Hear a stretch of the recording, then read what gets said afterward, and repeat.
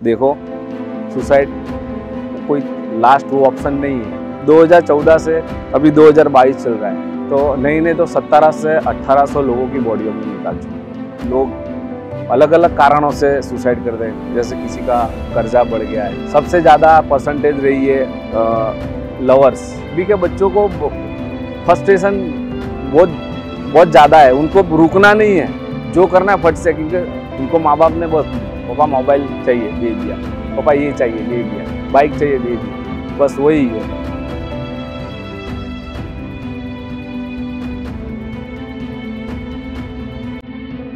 मेरा नाम भरत कुमार पी मंगेला है। Ahmedabad fire and emergency service में जॉब करता हूँ, सर्विस कर रहा हूँ एज अ फायरमैन। 14 में रिवर फ्रंट जैसे बना, तब रिवर रेस्क्यू नाम का नया एक फायर डिपार्टमेंट ने एक पूरा हमारा अलग से लॉन्च कर दिया, रिवर रेस्क्यू करके। और रिवर रेस्क्यू हमने 2014 से शुरू किया।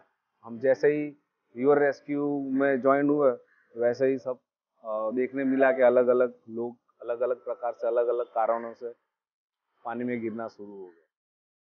तो वही हमारा काम रहता था।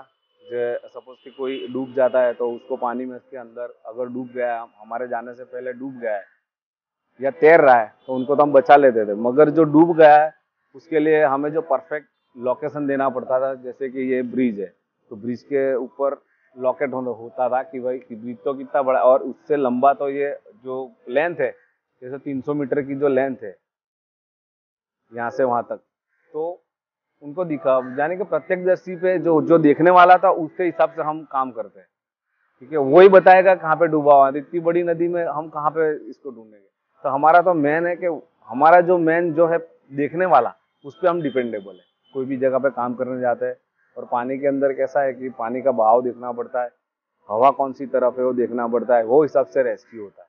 अगर पानी का बहाव ज्यादा होगा तो और ज्यादा तेज होगा, तो हमारे इंसान भी टिक नहीं पाएंगे, वो बहाव के साथ चले जाएंगे। और पता है कि जो गिरा होगा वो भी बहाव के साथ आगे निकल गया होगा।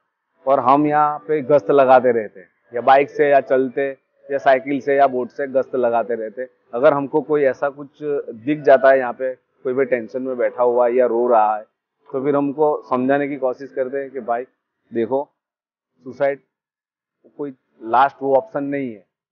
अगर आपको भगवान ने जिंदगी दी है, तो उस तरीके से जियो, लड़के जियो।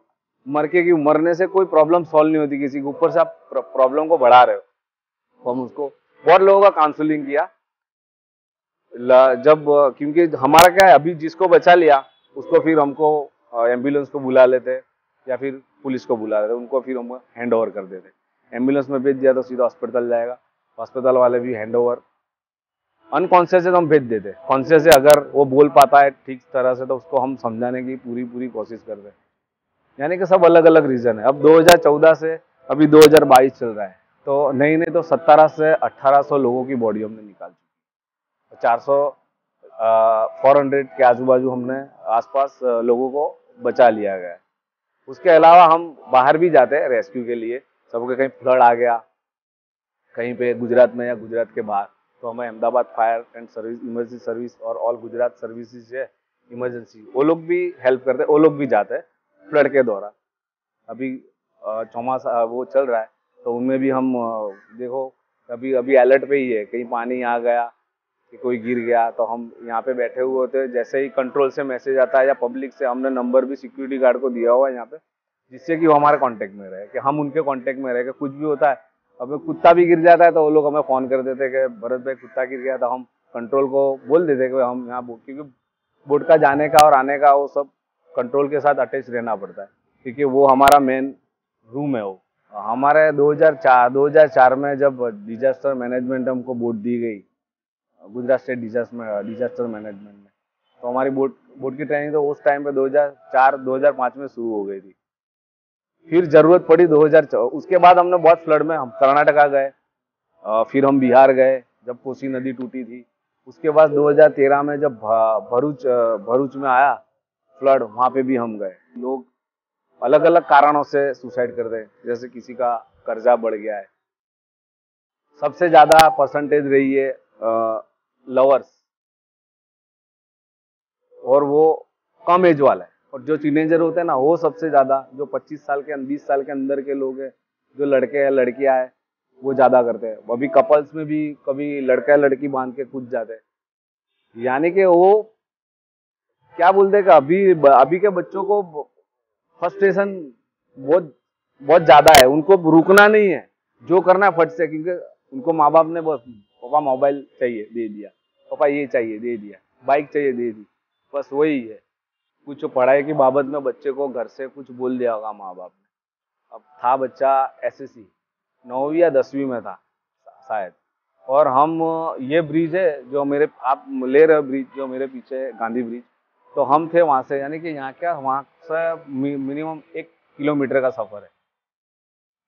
किसी हमको पता ही नहीं है, वहां से हमने पब्लिक देखी कि इतनी सारी पब्लिक यहाँ इकट्ठा हो रही है, यहाँ इकट्ठा हो रही है, तो हम देखा, मैसेज नहीं था, क्योंकि मैसेज का इंतजार करोगे तो आपका टाइम बिगड़ जाएगा, क्योंकि वो कंट्रोल रूम में करेगा, कंट्रोल रूम हमें कर देंगे, कम्युनिकेशन का जो गैप होता है वो टाइम पूरा खत्म हो जाता है उसकी वजह से।